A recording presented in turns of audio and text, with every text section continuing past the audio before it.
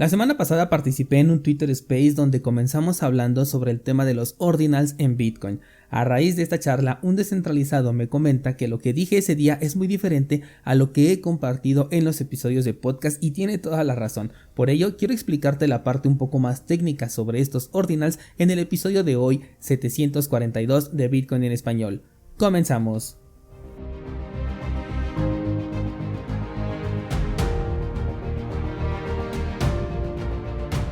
Toda una semana le dediqué al tema de los ordinals y me enfoqué por completo en la especulación que giraba alrededor, que si podían congestionar la red con transacciones que se consideraran basura o spam, que se incrementarían exponencialmente el tamaño de la blockchain o que si en realidad son transacciones que podemos considerar como válidas o no cuando no están transfiriendo un valor.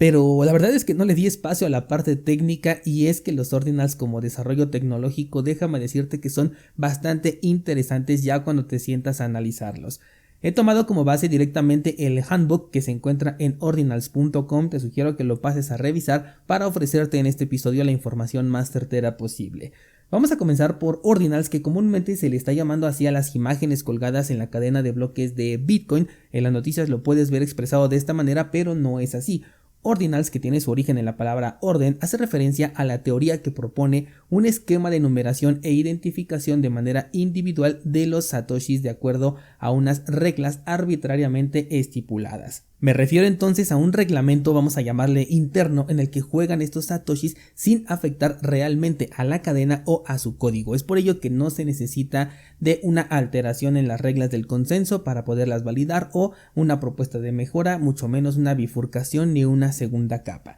Sin embargo, para términos entendibles o para yo entenderlo, pues lo interpreté como si sí fuera una segunda capa por el hecho de que juega con sus propias reglas, aunque sé perfectamente que no se trata de una segunda capa. Así como por ejemplo dentro de Lightning Network los satoshis se pueden mover en segundos evitando el tema de la confirmación cada 10 minutos, en ordinals los satoshis se acomodan de acuerdo a estas reglas arbitrarias, con la diferencia de que solamente aquellos que confíen en esas reglas van a aceptar la validez de dicho orden, porque al no afectar directamente a la cadena ni pertenecer al código original de Bitcoin, entonces se van a quedar solo como un pensamiento colectivo, y esto para mí es parte de lo más importante, sobre todo para tomar una postura al respecto. Supongamos que tú tienes un Bitcoin y comienzas a repartirlo entre diferentes carteras, todas tuyas, y a cada balance le vas estableciendo un orden, incluso los vas etiquetando ahí a través de esta opción que nos permiten algunas carteras, vas etiquetando los satoshis que divides en diferentes wallets de acuerdo a, no sé, cómo los fuiste comprando, cuáles compraste digamos que en febrero, cuáles en marzo, abril, así sucesivamente,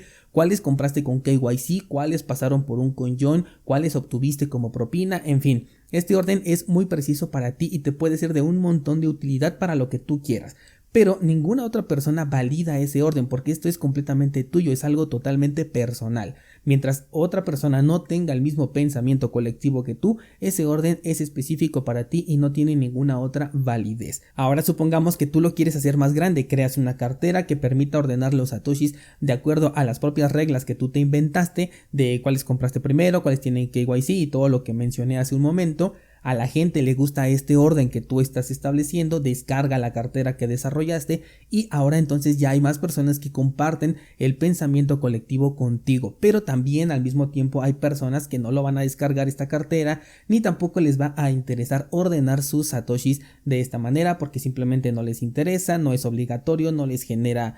una utilidad o no lo ven de esta manera y ni siquiera es intrínseco de Bitcoin. Bueno, pues esto precisamente es un ejemplo que puede representar lo que son los ordinals. Estas reglas nos hablan de un orden estipulado por una persona que decidió compartir su idea y aquellos que la comparten van entrando ya a este círculo del pensamiento colectivo, aunque en la realidad su orden pues no tiene digamos que ninguna validez oficial fuera de las personas que tienen esta creencia. Eso son los ordinals, una teoría que propone una estructura arbitraria para cada satoshi creado y enviado. Después nos podemos poner más técnicos porque vienen las inscripciones. Las inscripciones son el código que se introduce en el testigo de una transacción. El testigo es el campo que permite validar que una transacción se puede hacer y fue precisamente lo que se introdujo en la actualización de SegWit, que de hecho SegWit significa Segregated Witness, que en español es testigo segregado y de ahí el nombre de este campo. Bueno, pues resulta que en esta actualización se estableció que la información que se introdujera precisamente en el campo del testigo no va a pagar las comisiones completas para volver más eficientes las transacciones con Bitcoin y de esta manera agregar más información a un menor precio. Bueno, pues aprovechando este campo disponible en donde se pueden colocar scripts, que te he comentado que son el nombre técnico de los contratos inteligentes que se hacen en Bitcoin, es como se comienzan a publicar los códigos de cuanta cosa quieras meter aquí. Ya le podemos llamar imágenes JPG, no sé, videos, documentos, etcétera, ¿no? Todo lo que hemos visto que le han metido aquí, incluso hasta malware ya se vio dentro de la cadena de bloques de Bitcoin. Entonces, el código del testigo es la inscripción y la imagen que se está adjuntando, o en este caso inscribiendo dentro de la cadena de bloques de Bitcoin, es llamado artefacto, que de hecho este término se me olvidó precisamente el día del Space y les anduve llamando objetos, pero no, son artefactos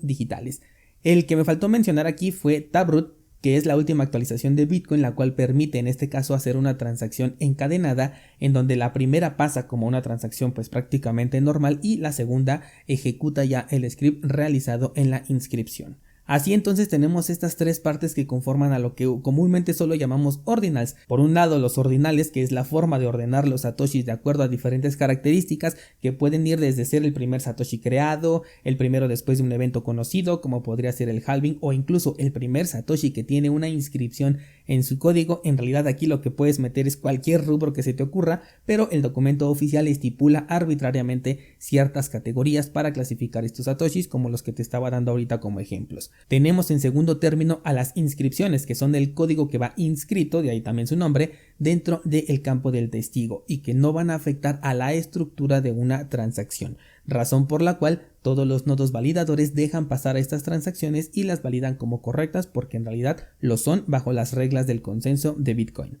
Y finalmente tenemos al artefacto, que corresponde al activo que viene anclado a la inscripción, llámese una imagen, un video, un documento o lo que tú quieras imaginar. Uno de los objetivos que tiene esta teoría de estructurar es en primer lugar ofrecer una forma de identificar y rastrear cada satoshi creado. El otro objetivo es convertir a los tokens NFT en lo que verdaderamente debieron ser desde un principio. Si lo que se buscaba era la inmutabilidad ligada a un elemento como una imagen o lo que sea que quepa en este campo, entonces se debieron crear de esta manera. En términos estrictos es cierto, los artefactos, al ser inscripciones que van directamente en la cadena de bloques más segura de todas, se les puede considerar como inmutables, a diferencia de los que están alojados en servicios IPFS, Interplanetary File System, que solamente son enlaces que toman la información de otro lado siempre y cuando esté disponible esa información en ese otro lado y la muestran en aplicaciones que tienen la capacidad de entender o de leer esta información. Ahora, ya conociendo el aspecto más técnico de este desarrollo, ¿qué es lo que pienso personalmente al respecto? Bueno, a mí me parece increíble la forma en que se desarrolló toda esta estructura, cómo es que le dieron un sentido, y me hace pensar que podemos ver aplicaciones en el futuro que no afecten directamente a la estructura interna de Bitcoin y que puedan ofrecer una utilidad al usuario. Con el tema de los artefactos, al igual que los NFT, personalmente no les veo una utilidad, incluso siendo inmutables no se las veo. Yo sé que podemos colocar ahí escrituras de una casa, el contrato de compraventa de un auto o de una empresa incluso, pero esto requiere una validez externa adicional por parte de las entidades físicas legales. O sea, tú lo puedes hacer, pero legalmente necesitas la aprobación, la firma o el sello de un tercero para que tenga una verdadera validez fuera del colectivo que le tiene confianza a esta aplicación o a esta inscripción. Así que no resolvería nada porque finalmente sigues necesitando la autorización de la entidad central. Y lo mismo aplicaría con cualquier otra aplicación que requiriera este pensamiento colectivo, pero mientras pueda resolver un problema o por lo menos aportar una utilidad, es ahí donde yo le veo potencial, más que nada a la idea que ya propuso y no tanto a este desarrollo específico de la manera de ordenar los satoshis, porque incluso nosotros los bitcoiners podemos considerarnos como parte de un pensamiento colectivo, de que Bitcoin tiene un valor y pagamos ese valor por él. Así, de la misma forma que yo no pagaría $1 por un Bored Ape porque yo no tengo ese pensamiento colectivo de que estos monos aburridos valgan más de $1, también hay personas que no tienen el pensamiento colectivo de que Bitcoin es una reserva de valor o siquiera un activo real con el que puedan hacer transacciones, y estoy seguro de que habrá gente con la que te puedas encontrar que no esté empapada por supuesto en este tema y que no te va a querer dar su dinero físico controlado e inflacionario a cambio de Bitcoin, un dinero que para ellos va a representar simplemente un numerito en su celular. O sea que no me parece tan descabellado pensar que los colectivos puedan crear una especie de subnichos de utilidad local, esto lo hago entre comillas, siempre y cuando no afecten al código de Bitcoin, porque de esta manera cada quien podría hacer absolutamente lo que le dé la gana con sus dinero, bueno, con sus satoshis o su dinero, mientras todos sigamos las reglas principales de este juego, es decir, las reglas del consenso. ¿Qué opinas ahora descentralizado de esta propuesta? Vamos a llamarle una propuesta voluntaria. ¿Te gustaría participar o desde que ya pasó la moda y ya no se están generando tantos ya no te llaman la atención? Sea como sea, esto requirió un trabajo por detrás que personalmente respeto bastante. Te voy a dejar el enlace al documento en las notas del programa.